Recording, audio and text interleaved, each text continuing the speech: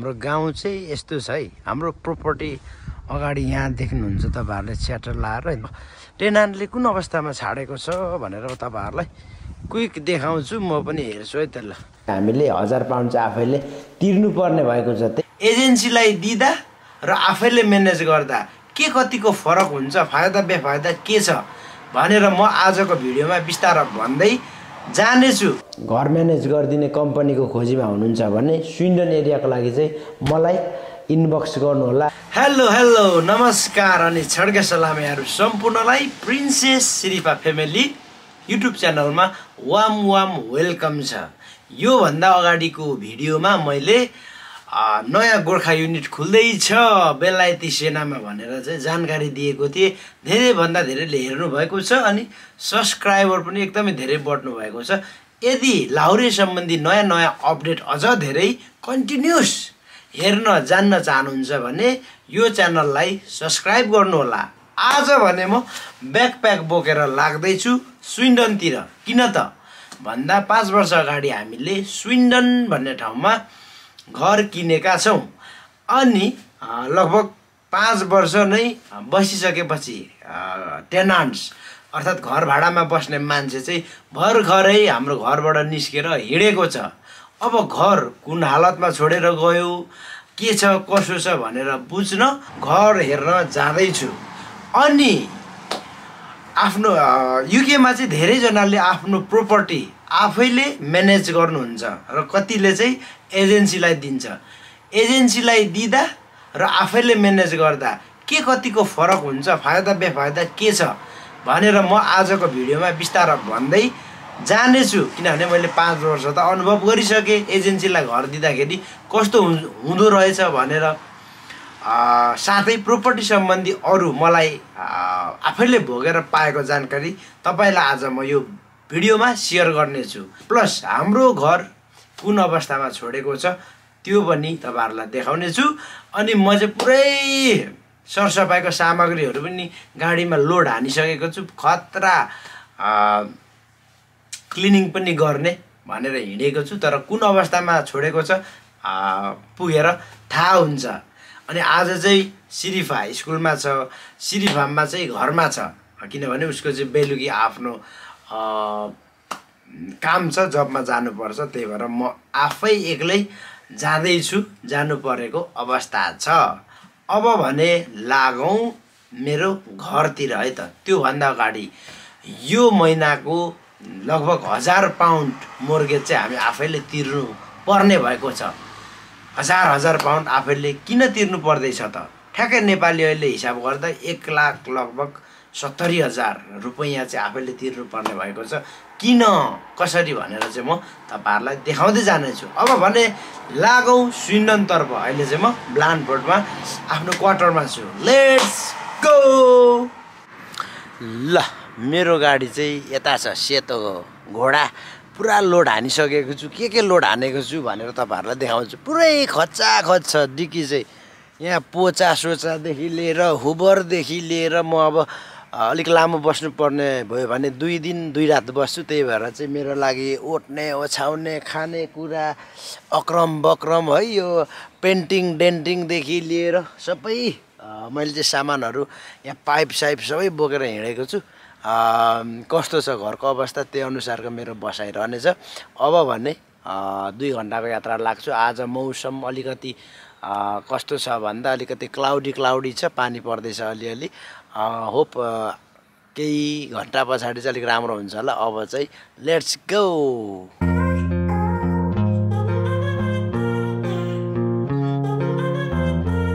म चाहिँ छट्ट लाएर 2 घण्टाको ड्राइभ पछाडि चाहिँ आइपुगेको छु हामीले दुःख गरेर किनेको घरमा।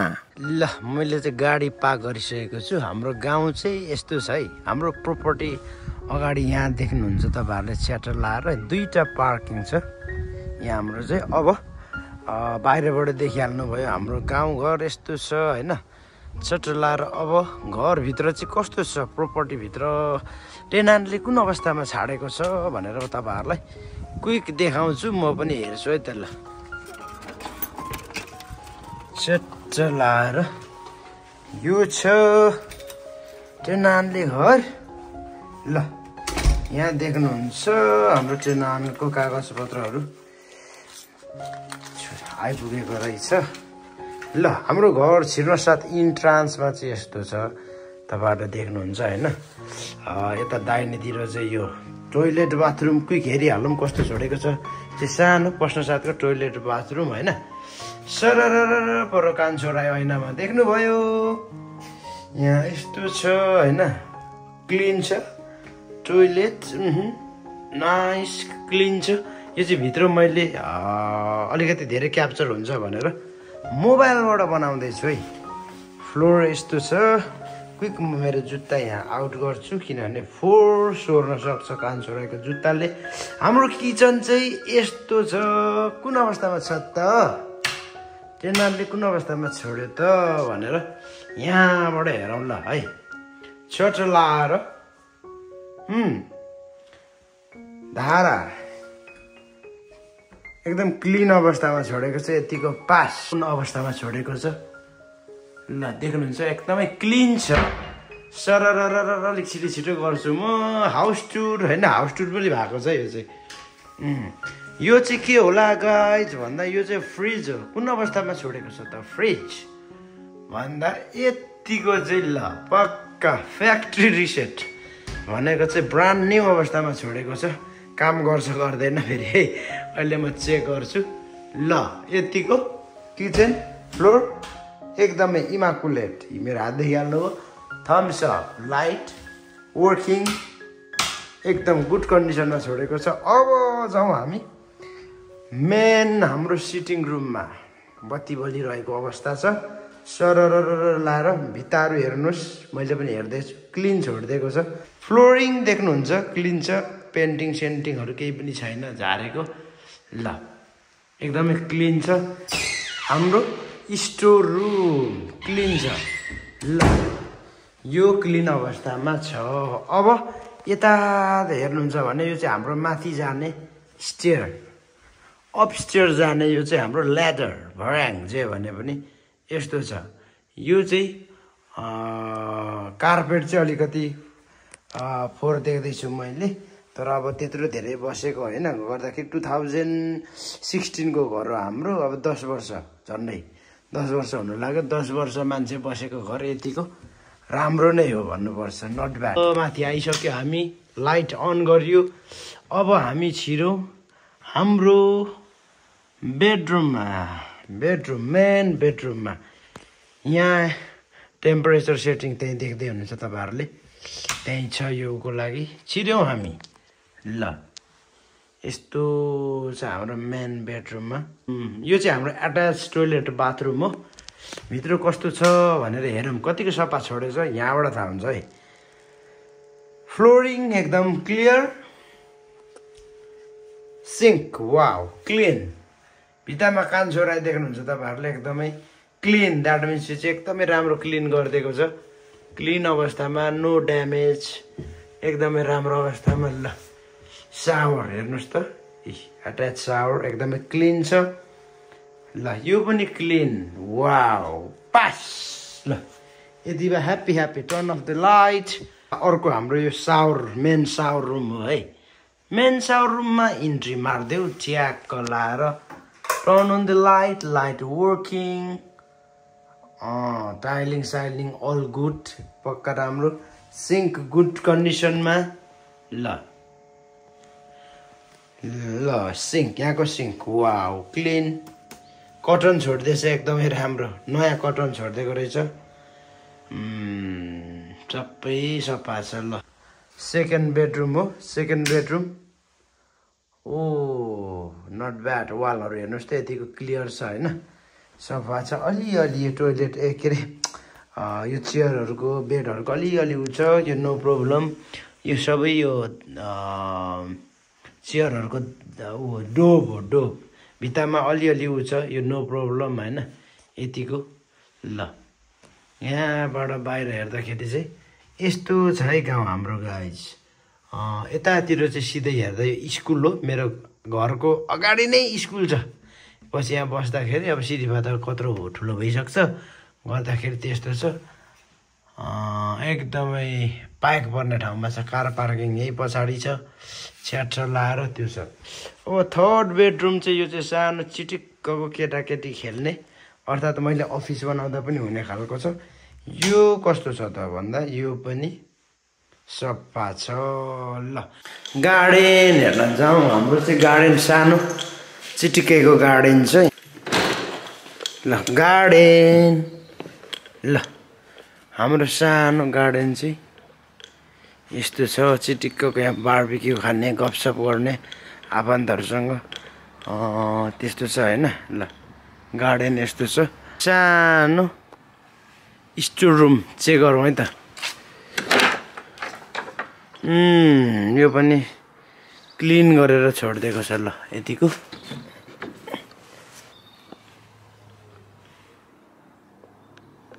अहिले चाहिँ म हाम्रो घरको सिटिङ रुममा मजाले बसेर बोल्दैछु। तपाईँहरूले साइडमा देख्नुहुन्छ यो हिटरबाट चाहिँ फ्लेम आइरहेको छ। मैले चट्ट अन गरेर बसेको छु। मलाई आनन्द पनि लागिरहेको छ, किनभने यो आफ्नो पसिनाको कमाइले किनेको घर हो। अब घर मजाले हेरियो, मलाई चाहिँ एकदम आनन्द लागिरहेको छ, खुसी लागिरहेको छ। किनभने 4 वर्ष बसेर निस्केको टेनान्टले घर चाहिँ देखिहाल्नु भयो। एकदमै फ्यान्टास्टिक ग्लिमिङ कन्डिसनमा चाहिँ एकदम सरसफाइ गरेर इमाकुलेट बनाएर छाडिदिएको रहेछ। किनभने युकेमा धेरै यस्तो काण्डहरू केसहरू हुन्छ, घर मजाले क्लिन गरेर नछाडिदिने, त्यो त परैको कुरा जाओस्, घरको भाडा पनि नदिने, अनि यो घरको अनरहरूलाई चाहिँ एकदमै बिजोग बनाइरहेको अवस्था हुन्छ। अनि यो हाम्रो टेनान्टले चाहिँ 4 वर्ष एकदम टाइममा घर भाडा पनि दियो, अनि जाँदा पनि एकदमै मजाले इमेल छड्काएर ल सञ्जीव र Sushma thank you very much हामीलाई घर बस्न दिएकोमा। अनि पहिला हामी क्रिसमसमा एकचोटि फुल लिएर भिजिट गर्न पनि आएको थियौँ, त्यसको निम्ति थ्याङ्क यू भेरी मच भनेर मजाले इमेल लेखेर उनीहरू चाहिँ गएको छ। आज हेरियो घर यो एकदमै इमाकुलेट गार्डन देख्नुभयो, फेन्सहरू पनि एकदमै गुड कन्डिसनमा छ होइन। वालहरू पेन्टिङ डेन्टिङ कहीँ कतै त्यस्तो नराम्रो दागहरू यता केही छोडेको छैन, उल्टै मजाले अलिअलि दाग भएकोमा पनि पेन्टिङ गरिदिएको छ। उसले 2-3वटा आफ्नो सामान हाम्रो लागि बरु छाड दिएर गएको रहेछ, जस्तै सावर कर्टन एउटा, अर्को त्यो टोइलेटमा टोइलेट रोल राख्ने त्यो टोइलेट रोल होल्डर, अरू सामानहरू पनि उसले छाड दिएर गएको छ। अनि त्यो झ्यालमा लाउने कर्टन, त्यो तान्दा यसरी आउने माथि जाने त्यो कर्टन पनि उसले छाडिदिएर गएको रहेछ। गर्दाखेरि everything is in good condition. त्यही पनि हामीले यो महिना चाहिँ 1000 पाउन्ड चाहिँ तिर्नुपर्ने भएको छ। किन त भन्दाखेरि अब टेनान्ट त निस्केर गयो, अब जाने उनीहरू निस्केर जान्छु भनेर भनिसके पछाडि हामीले अर्को टेनान्ट खोज्नुपर्ने भयो। त्यही भएर बजारमा मार्केटमा हाल्यो हाम्रो घर। तर के भयो भन्दाखेरि अब आउने मान्छे एकैचोटि आइ त हाल्दैन, मान्छे त पाइयो, तर ऊ चाहिँ 1 महिना पछाडि मात्रै आउने भयो। किनभने उसले पनि अगाडि बसिरहेको घरको त्यो लेन्डरलाई, होम ओनरलाई चाहिँ उसले भन्नुपर्छ म चाहिँ घर जाँदैछु, घर सर्दैछु, कोठा सर्दैछु भनेर उसले नोटिस टु मुभ दिनुपर्छ। 1 महिना चाहिँ टाइम दिनुपर्छ। गर्दाखेरि त्यो भएको हुँदा यहाँ ग्याप भयो।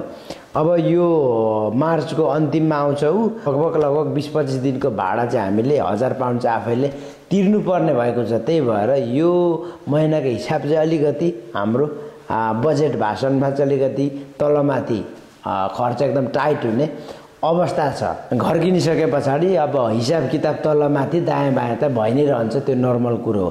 अब मैले तपाईँहरूलाई अघि फर्स्टमा भनेको थिएँ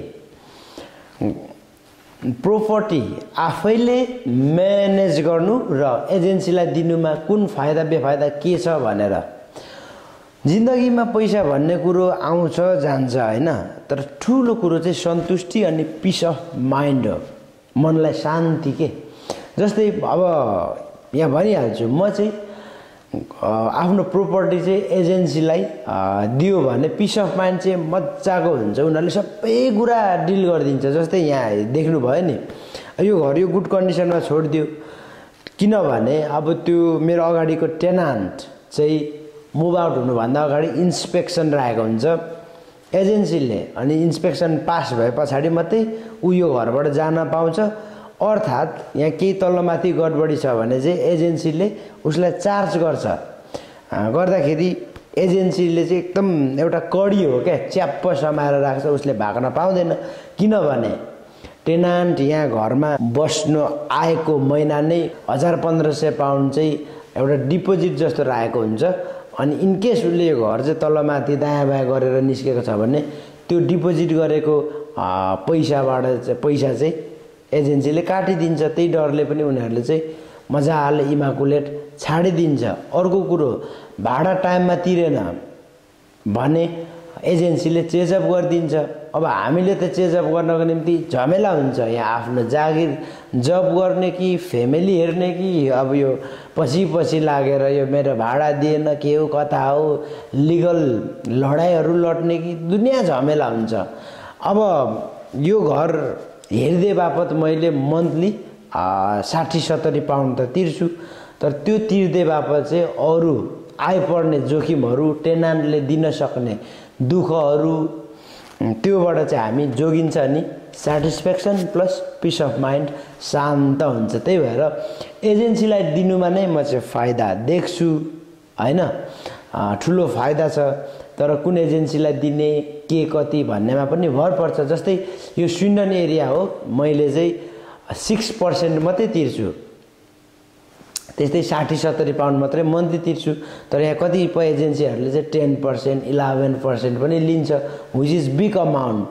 100 पाउन्ड, 120-30 पाउन्ड कतिले तिरिरहेको हुन्छ। गर्दाखेरि यदि तपाईँहरूको पनि घर स्विन्डन एरियामा छ र सस्तो पर्सेन्टेज खाएर घर म्यानेज गरिदिने कम्पनीको खोजीमा हुनुहुन्छ भने स्विन्डन एरियाको लागि चाहिँ मलाई इनबक्स गर्नुहोला। मेसेन्जरमा म तपाईँहरूलाई यो एजेन्सीको नाम नम्बर सबै दिनेछु, अनि तपाईँले मन्थली 40-50 पाउन्ड चाहिँ जोगाउन सक्नुहुनेछ है। त्यो छ। अनि यो एजेन्सीले चाहिँ मेरो एकदमै राम्रो ह्यान्डल गरिदिरहेको छ सोफार चाहिँ, टचउड एकदमै म थ्याङ्कफुल छु यो उसँग।